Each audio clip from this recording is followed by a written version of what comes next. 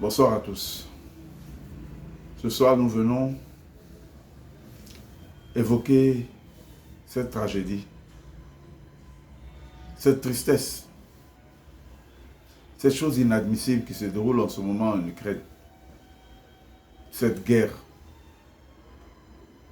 Et nous pensons que nul ne saurait être insensible à cela.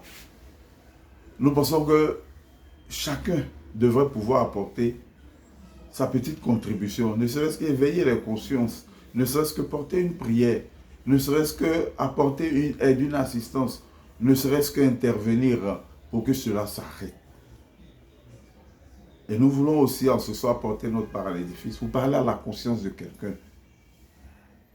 Et Dieu aidant, aujourd'hui la technologie par les réseaux sociaux nous permet d'atteindre même les contrées les plus reculées, d'atteindre des nations à des milliers de kilomètres. Et c'est pourquoi nous pensons humblement que nos paroles seront touchées le cœur de qui de droit pour que cela s'arrête. Oui, comprenez bien. Nous n'allons pas détailler ce qui se déroule là-bas, parce que nous pensons que les personnes avisées l'ont déjà fait.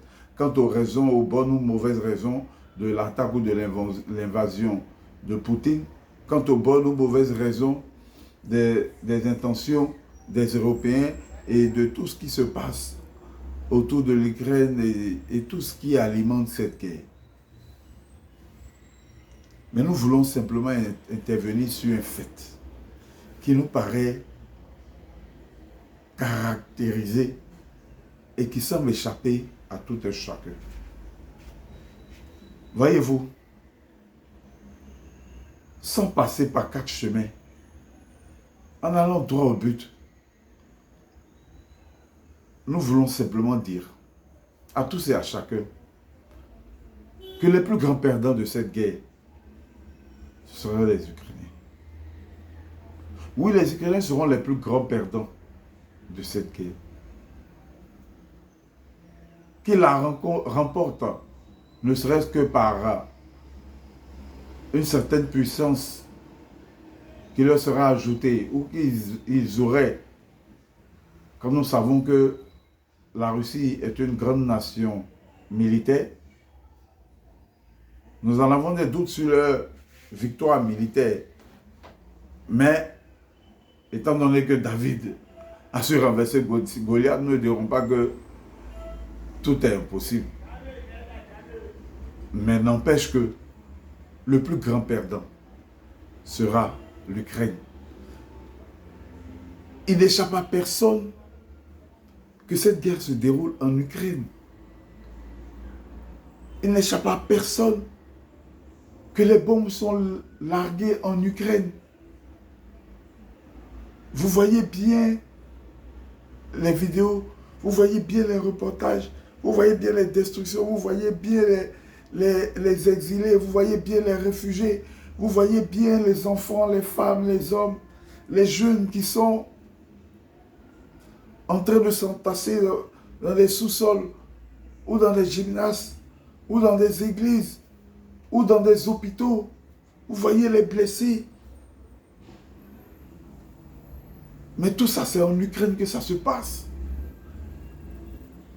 Vous attendez que cette nation soit détruite pour après venir la reconstruire. Mais la reconstruire sur les fonds de l'Ukraine, la reconstruire sur les richesses de l'Ukraine, la reconstruire en endettant encore plus cette nation. Mais ce qui est bâti est déjà un acquis. Cette nation aspire au développement. Arrêtez de leur donner des armes. Arrêtez ces sanctions. Arrêtez d'allumer le feu.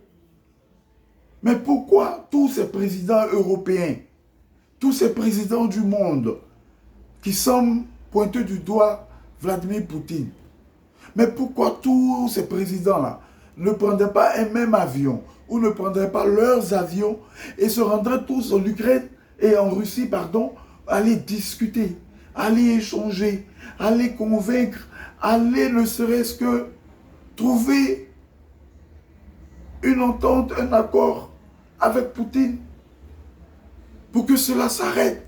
Déjà obtenir un cessez-le-feu. Et après, essayer d'équilibrer la balance sur les intentions et sur les réalités et sur les besoins et sur les attentes de chaque nation.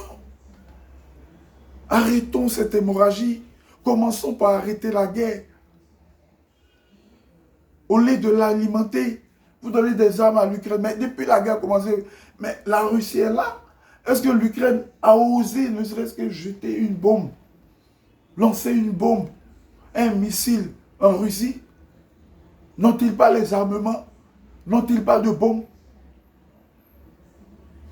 Mais en leur fort intérieur, ils reconnaissent que cette nation, la Russie, est 1000 fois, 10 000 fois plus puissante que leur armée. L'armée russe est la deuxième armée, la plus grande armée au monde. Alors tout ce qu'on voit ne peut être que qualifié en griffe de gesticulation. Allons à l'essentiel. Arrêtons de faire souffrir des pauvres personnes. Les gens auront tout perdu. J'ai regardé une vidéo où un vieillard de plus de 60 ans, il pleurait comme un enfant parce qu'il venait de tout perdre, toute sa vie, tout ce qu'il a bâti. Il est sorti de la maison sans pouvoir prendre l'essentiel de ce qui a été sa vie. Mais j'étais ému jusqu'aux larmes. Nous vous en supplions, arrêtez cette guerre. Allez trouver Poutine qui semble être le plus fort et négocier.